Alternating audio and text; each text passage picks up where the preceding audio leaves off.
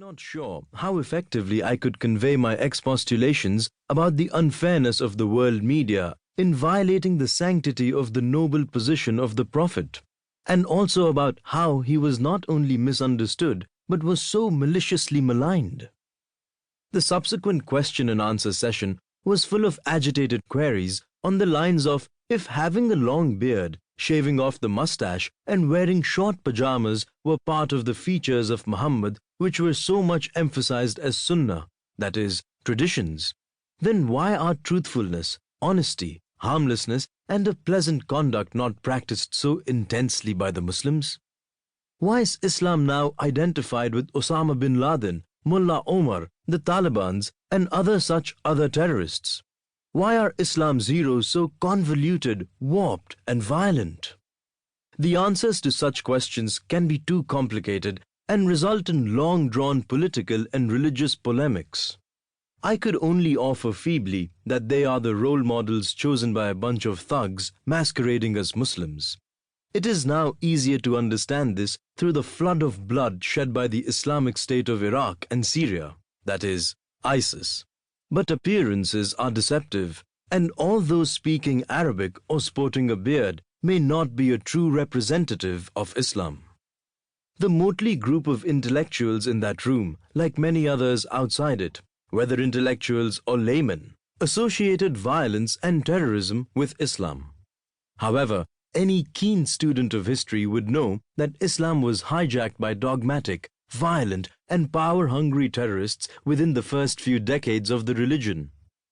Prophet Muhammad's son-in-law, Imam Ali, was killed in a mosque whilst he was busy in prayers during the holiest Islamic month of Ramadan. Prophet Muhammad's grandson, Imam Hussain, along with his kith and kin, all thirsty and hungry, were massacred in the deserts of Karbala within the first 50 years of the Prophet's demise. Islam over the centuries has undergone massive changes, and there are several conflicting versions and sectarian differences that it is difficult to sift the chalk from the cheese. Islam was dominated by the power-drunk hypocrites and tyrannical rulers of Bani Umayyah in its prime era, while the so-called Puritans or Salafists are following the same brand of violent religion as packaged by the jihadists. Imagine the temerity of a Saudi priest, purportedly an Islamic scholar, who claimed that Prophet Muhammad's grandson Imam Hussein's stand against the regime of Yazid was wrong, thus justifying the subsequent carnage.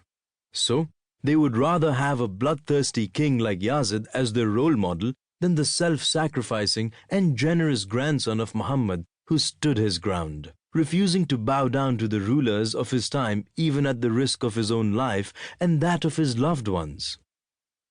In the Battle of Karbala, where he was slaughtered like an animal, he had not only quenched the thirst of his enemies with his scant water reserves, but also provided water to their horses. But these insolent owners of Islam do not regard Imam Hussain as their role model. For them, Osama bin Laden is their inspiration. And the Western world, always looking for chinks in the armor of Islam, has capitalized on such flawed perceptions and inscrutable differences among the Muslims. The social media spares no opportunity to launch a blitzkrieg on Muslim sensibilities whenever violence is unleashed by lunatic bigots, such as in Paris, Brussels, Istanbul, and Berlin. For the jihadists, violence and violence alone is their calling card. They identify themselves with bloodshed and not benevolence. Prophet Muhammad was known for his benevolence. However, it is the jihadists who have unfortunately become the popular preachers of Islam, all funded by Saudi Arabia. These merchants of deaths are convinced of their righteousness. They are dangerous because of their indoctrination and violence. These men are spreading a dangerous epidemic through a vicious web of lies and falsehood. This is the birth of the idea of this book, Dangerous Minds. There was no other way to talk about terrorists but by telling their stories, analyzing their profiles, and by exposing their lie of righteousness. Before these men go down in history as heroes or true servants of Islam and get venerated by subsequent generations of Muslim youths as paragons of courage and thus worthy of emulation, it was imperative that they should be unmasked.